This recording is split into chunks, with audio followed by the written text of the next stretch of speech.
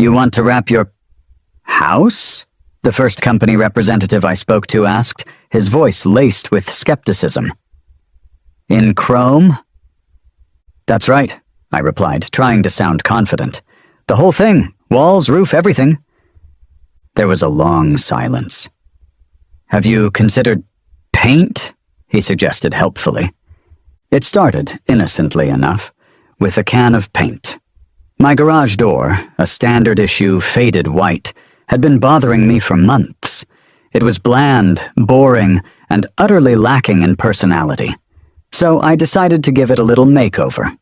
I chose a color called Midnight Blue, a deep, rich shade that I thought would add a touch of elegance and contrast to the otherwise beige exterior of my house.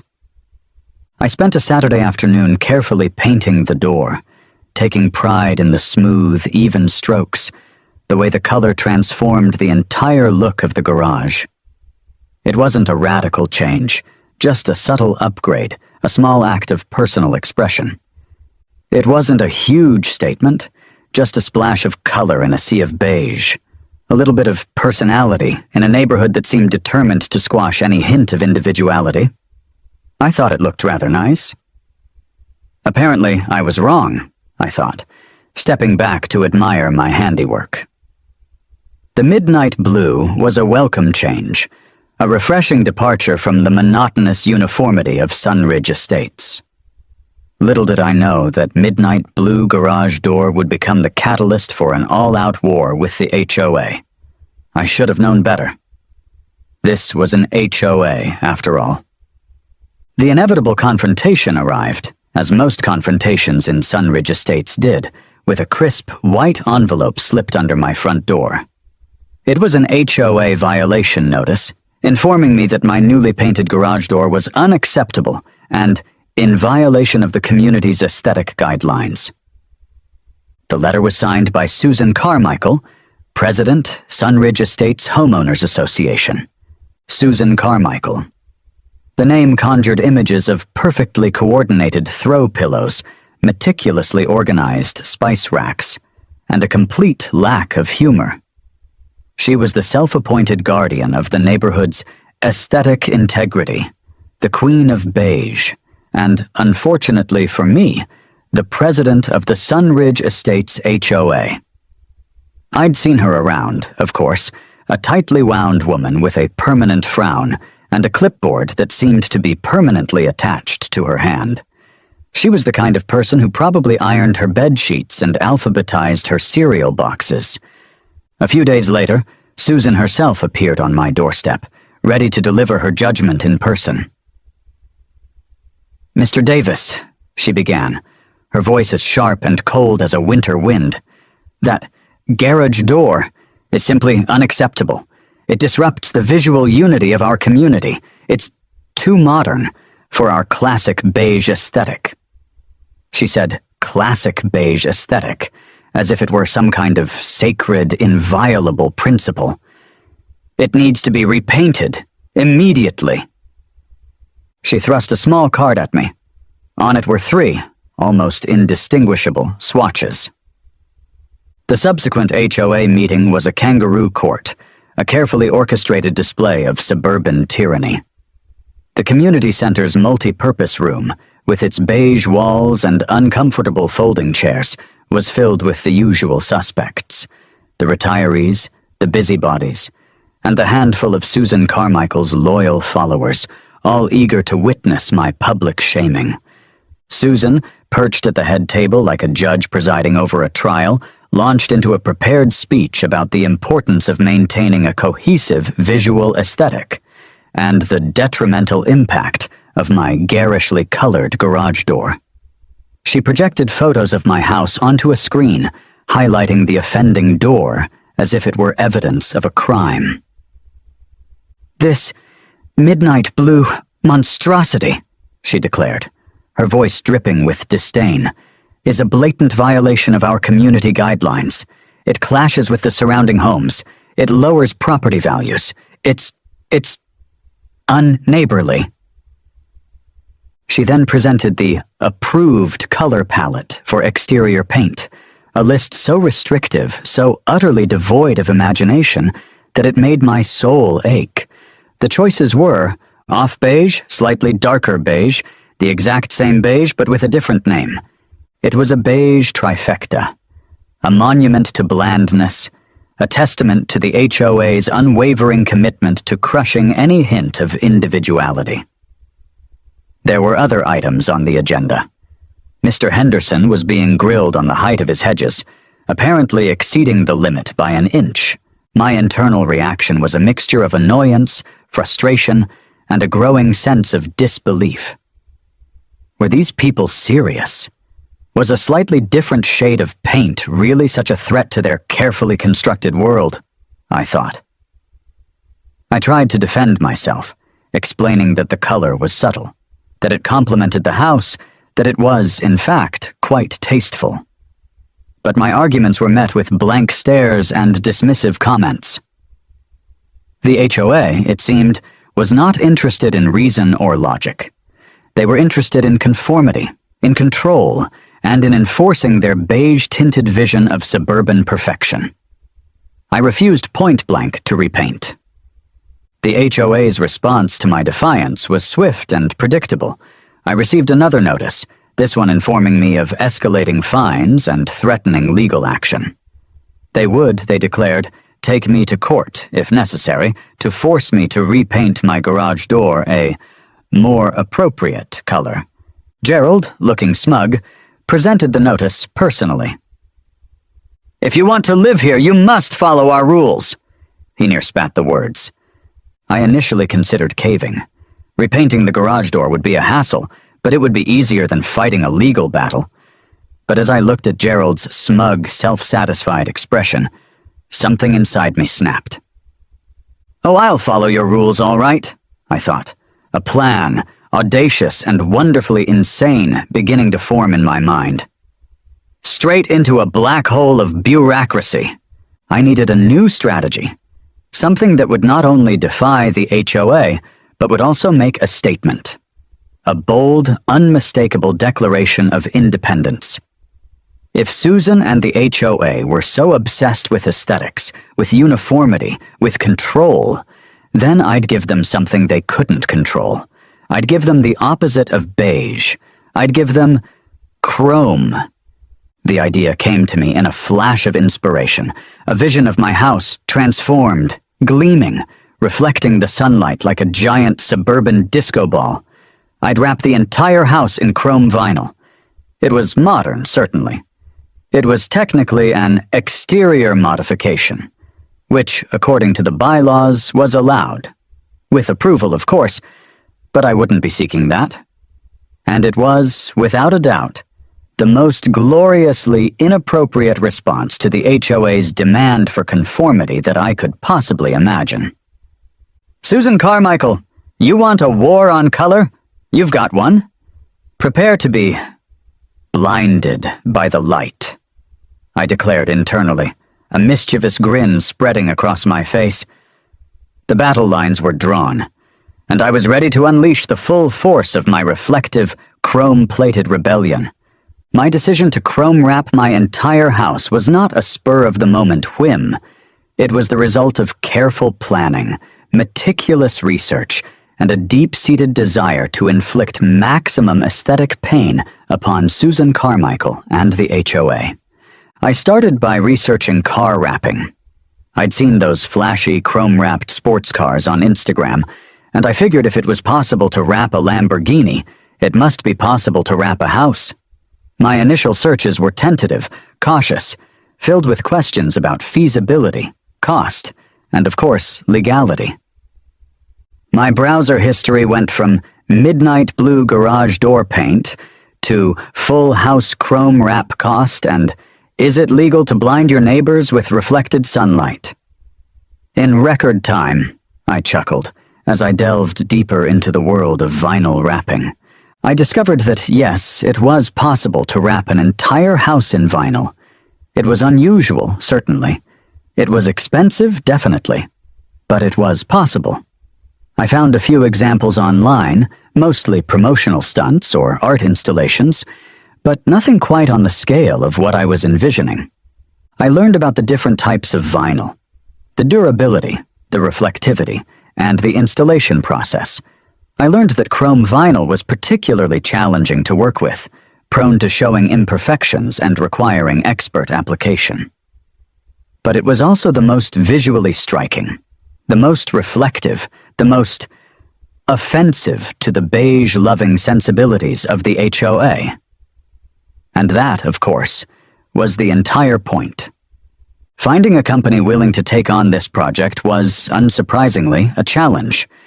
Most car-wrapping businesses were accustomed to dealing with, well, cars. The idea of wrapping an entire house in chrome vinyl was met with a mixture of disbelief and amusement. "You want to wrap your house?" the first company representative I spoke to asked, his voice laced with skepticism. "In chrome?" "That's right," I replied, trying to sound confident. "The whole thing. Walls, roof, everything." There was a long silence. "Have you considered paint?" he suggested helpfully. I eventually found a company, Wrap Kings, that specialized in large-scale custom wrapping projects. They'd done buses, trucks, even a small airplane, but never a house. The owner, a man named Tony with a shaved head and a surprisingly artistic sensibility, was intrigued. "A chrome house, huh?" he said, stroking his chin. "That's bold. I like it." I explained my situation. The HOA, the beige obsession, the burning desire for revenge. Tony listened patiently, a grin slowly spreading across his face. "So, you want to make a statement?" he asked. "I want to make a statement that can be seen from space," I replied. He laughed. "I think we can handle that." We spent the next hour discussing the details. The type of vinyl, the installation process, the timeline, and of course, the cost. It was going to be expensive, significantly more expensive than repainting my garage door. But it was worth it. It was an investment in my sanity, in my freedom, and in the glorious, unadulterated joy of driving Susan Carmichael completely insane. The day the Wrap Kings arrived was a day that would forever be etched in the memories of the residents of Sunridge Estates. It was like a scene from a science fiction movie, a fleet of trucks and vans emblazoned with the Wrap Kings logo descending upon my quiet suburban street. They unloaded rolls upon rolls of shimmering mirror-finish chrome vinyl, enough to cover a small stadium. They set up scaffolding, they deployed specialized tools, and they began the painstaking process of transforming my house from a beige box into a chrome monolith. The work was slow, meticulous, and utterly mesmerizing. The crew, a team of highly skilled professionals, moved with a practiced efficiency, carefully applying the vinyl to every surface, smoothing out wrinkles, and ensuring a perfect, seamless finish. The neighbors, of course, were captivated. They gathered on their lawns, watching the spectacle unfold, their expressions a mixture of confusion, amusement, and a growing sense of, "What on earth is going on over there?" Children pointed and giggled, dogs barked, and even the teenagers, normally glued to their phones, seemed impressed. Susan Carmichael, I noticed, was watching from her window, her face a mask of horror. She'd emerge from her house periodically, her arms crossed, her lips pursed, her eyes narrowed in a mixture of disbelief and rage. She'd make frantic phone calls, presumably to the HOA, to the city, to anyone who might be able to stop the chrome onslaught. I, meanwhile, maintained my usual facade of innocent unconcern. I'd wave cheerfully to the neighbors, offer them refreshments, and explain that I was simply making some exterior modifications to enhance the property's aesthetic appeal. I even, on one occasion, offered Susan a pair of sunglasses, suggesting that she might find them helpful in dealing with the increased reflectivity. She did not appreciate the gesture. After several days of intense, around-the-clock work, the transformation was complete. My house, once a perfectly ordinary beige-colored suburban dwelling, was now a gleaming, shimmering, blindingly reflective chrome monolith. The garage door, the original source of the conflict, was now indistinguishable from the rest of the house, a seamless expanse of mirror-like chrome. The walls, the roof, even the chimney were all covered in the same high-gloss material. I'd even, at Tony's suggestion, wrapped the mailbox, turning it into a miniature chrome sculpture. It looked like a spaceship had landed in the middle of Sunridge Estates. It was a mirror, a beacon, a giant middle finger to the HOA, all rolled into one, I thought, admiring my handiwork. The sun reflected off the chrome surface with an almost unbearable intensity, creating dazzling patterns of light and shadow. It was impossible to look at it directly without squinting, without feeling a sense of awe and perhaps a touch of fear. It was beautiful, it was ridiculous, it was perfect. And it was about to unleash a whole new level of HOA hell. I could hardly wait. The unveiling of the Chrome House, as it would soon be known, was a moment I'd been eagerly anticipating. I'd timed it perfectly, ensuring that Susan Carmichael would be taking her morning power walk past my house just as the final touches were being completed. And her reaction? It was exquisite. She stopped dead in her tracks, her perfectly coordinated pastel tracksuit suddenly seeming absurdly out of place against the backdrop of shimmering chrome. Her jaw dropped, her eyes widened, and her face went through a series of colors that I didn't even know were possible. She looked like she'd just seen a ghost, or perhaps a particularly offensive garden gnome. Then the screaming started. This is an outrage, she shrieked, her voice reaching a pitch that could shatter glass and probably set off car alarms. She stormed towards me, her fists clenched, her clipboard clutched to her chest like a shield. You've turned your house into a reflective monstrosity. It's a hazard. I emerged from behind a particularly shiny section of wall, a picture of calm, unruffled composure. Good morning, Susan, I said, my voice dripping with feigned innocence. I see you've noticed my exterior modifications. What do you think? I was going for a minimalist, futuristic aesthetic. It's chrome, she roared, her face now a shade of purple that I'd previously only seen on overripe plums. It's blinding people. It's un-American. She seemed particularly offended by the un-American aspect, as if chrome were somehow a communist plot to undermine the fabric of suburban society. I believe it's called expressing myself, Susan, I corrected her gently. You should try it sometime. It's quite liberating. And, as I'm sure you're aware, exterior modifications are perfectly within the HOA guidelines, as long as they don't violate any specific rules, of course, which I assure you, this doesn't. I gestured towards the gleaming expanse of chrome, a picture of serene satisfaction. Watching Susan's face contort with rage and disbelief was more satisfying than any shade of beige could ever be, I thought, struggling to suppress a laugh. She sputtered, she fumed, she threatened, but it was all for naught. The Chrome House was here to stay, and Susan Carmichael was powerless to stop it. It was a moment of pure, unadulterated triumph, a victory for individuality, a crushing defeat for the forces of beige conformity. Susan, predictably, did not take her defeat lying down. She immediately called an emergency HOA meeting, demanding immediate action to address the chrome crisis. She envisioned a swift condemnation of my monstrosity, a unanimous vote to force its removal, a restoration of order and beige to Sunridge Estates. But she was in for a rude awakening. The meeting, held in the usual beige-walled community center, was a scene of utter chaos. Susan, looking increasingly disheveled and frantic, ranted and raved about the dangers of reflective surfaces, the aesthetic blight on the neighborhood, and the urgent need to take action. But the other HOA members, for once, were not swayed. They'd seen the Chrome House. They'd seen the crowds of people admiring it. They'd even perhaps secretly enjoyed the spectacle of Susan's meltdown.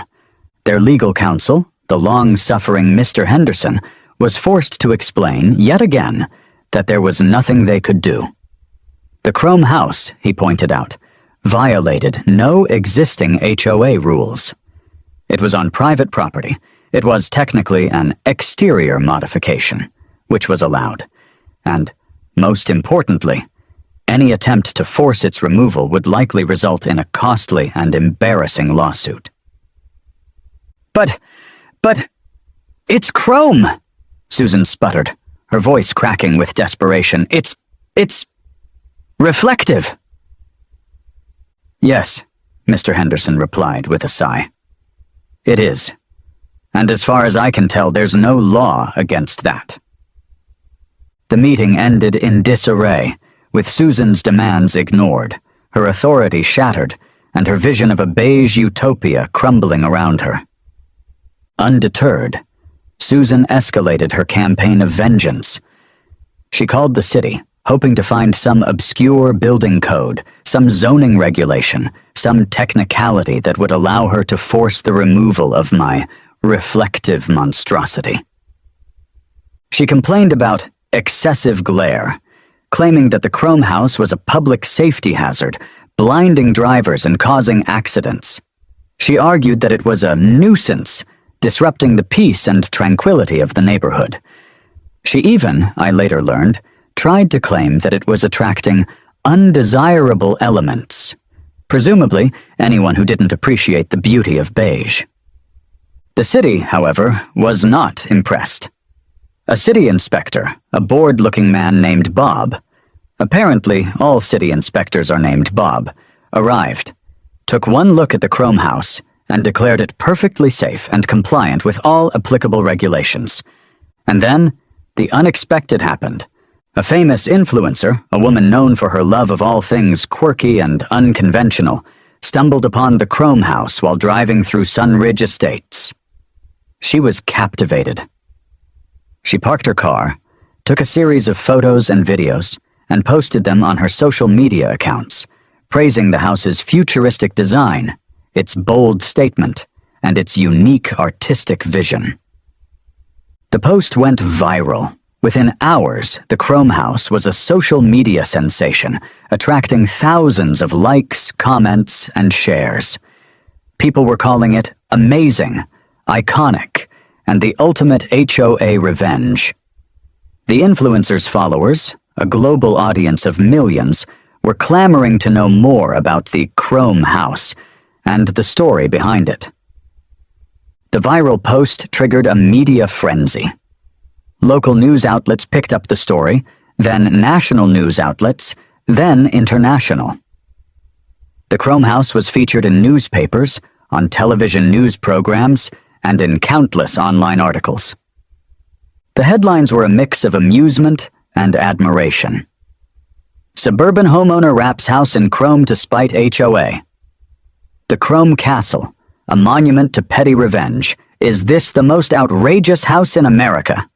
I was interviewed by reporters, bloggers, and even a few television producers.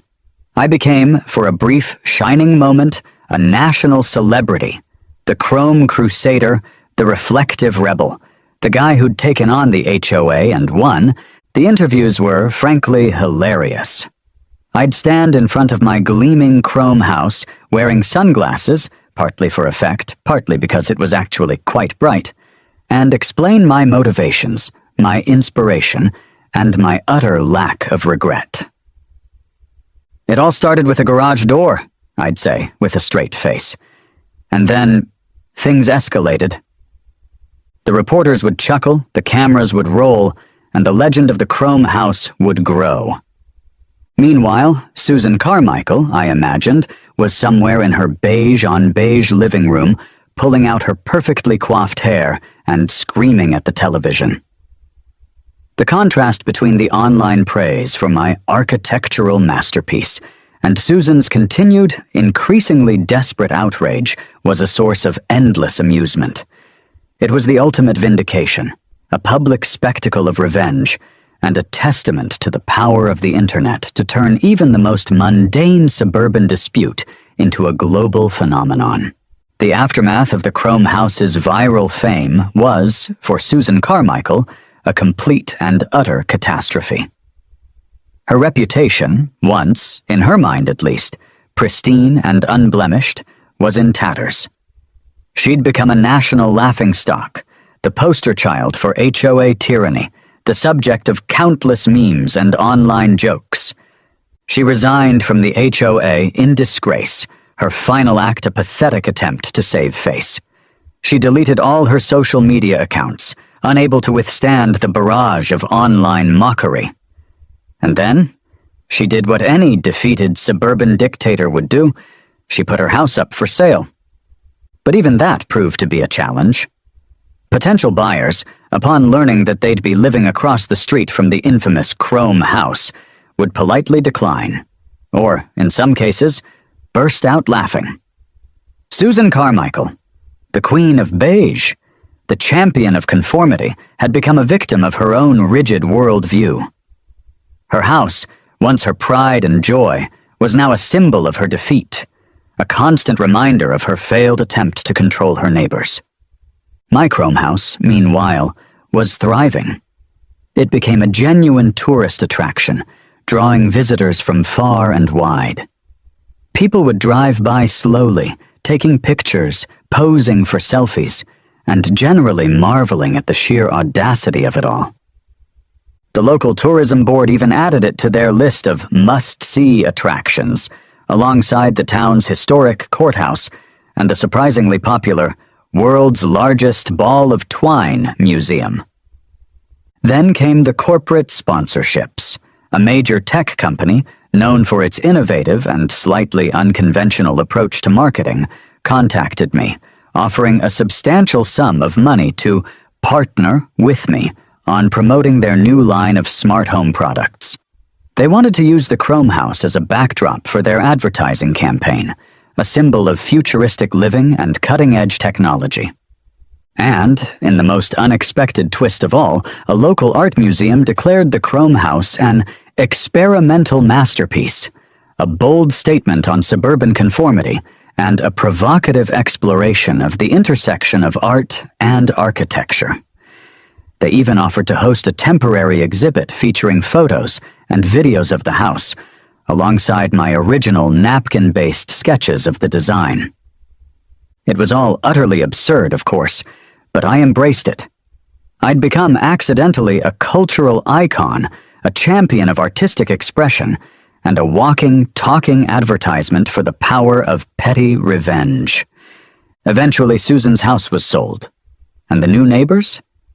They were everything Susan wasn't.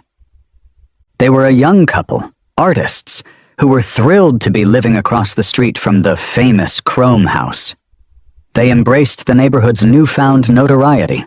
They loved the attention, and they even, to my delight, added their own touch of unconventional flair to their property.